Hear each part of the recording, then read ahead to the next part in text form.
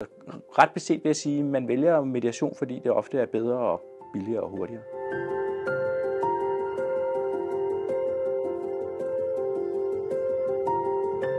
Jeg tror på, at konflikter er et livsvilkår.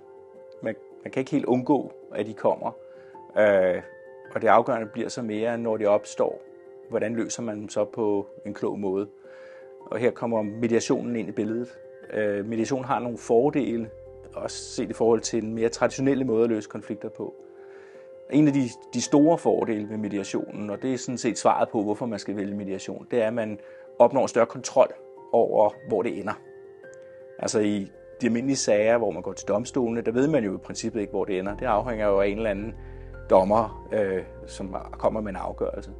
Det, der sker i mediationen, det er, at det er frivilligt for begge parter at deltage, og de arbejder så sammen om at finde en løsning. Og det er jo kun, hvis de er enige i løsningen, at de indgår en aftale eller et forlig. Og det betyder altså, at man har fuldstændig kontrol over, hvor det er, det ender.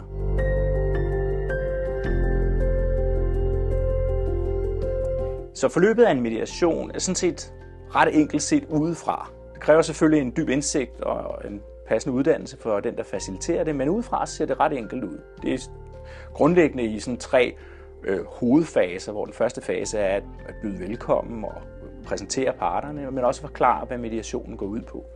Så kommer der en fase, hvor parterne selv fortæller om situationen, tager de ting frem, som de synes er vigtige, noget de gerne vil have talt om, noget de gerne vil have løst.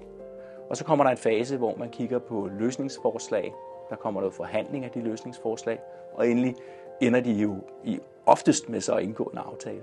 Så det er sådan de 3 hovedstrømninger, der er i en mediation.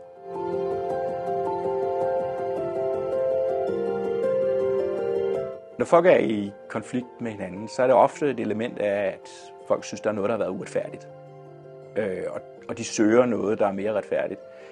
Forskning her på området viser, at hvis man går til domstolene, kommer man ikke typisk ud med en oplevelse af, at det var super retfærdigt. Det kan være virkelig underligt for folk at tænke, at man ikke får retfærdighed, men det er ikke altid det, man får. Man får en afgørelse, altså noget, der afsluttes, og det kan være fint for at komme videre. Rigtig retfærdighed, det stammer egentlig et andet sted fra. Det stammer af en god proces frem til et resultat. Det er det, som forskning viser. Altså oplevelsen af, at noget er retfærdigt, det er mere vejen derhen end selve resultatet. Og her der er mediationen jo også et særkende, fordi man faktisk har meget fokus på den proces. Man har fokus på, at folk kommer til ord, de bliver mødt med respekt, der er nogen, der lytter til dem, og de har indflydelse på processen, plus det er frivilligt at være der. De elementer, det er faktisk det, der betyder utrolig meget for folks opfattelse af, om slutresultatet er retfærdigt.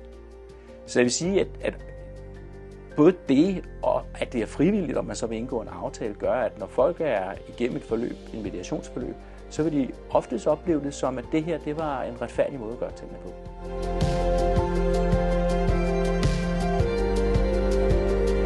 De fleste mediationer ender med, at folk bliver enige. Og man kan jo spørge sig selv, hvorfor er det sådan? En af grundene er, at man arbejder ikke alene med positioner. Altså, jeg vil have, eller jeg vil ikke have. Man prøver at søge bagom og finde ud af, hvad er de bagvedliggende interesser og behov. Når man gør det, så åbner der sig faktisk et stort felt af forskellige løsningsmuligheder. Og så bliver det ikke længere et spørgsmål om vind og tab. Det bliver et spørgsmål om at finde nogle løsninger, som begge parter kan finde sig selv i, og begge parter kan acceptere. Og det er jo det, at det her ikke bare er sort og hvidt. At det her ikke bare er et spørgsmål om vind og tab. At det er et spørgsmål om at finde nogle tilpassede løsninger, der passer begge parter, baseret på deres individuelle interesser og behov.